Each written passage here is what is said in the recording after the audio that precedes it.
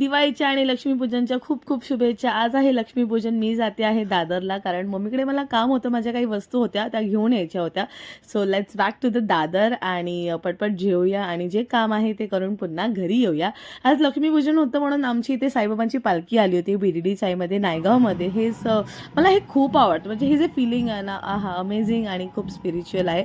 So मी घरी येऊन मग पटापट रांगोळी काढली, लक्ष्मीपूजन होतं म्हणून रांगोळी काढली आणि आता करूया लक्ष्मीपूजनाची तयारी. Let's go.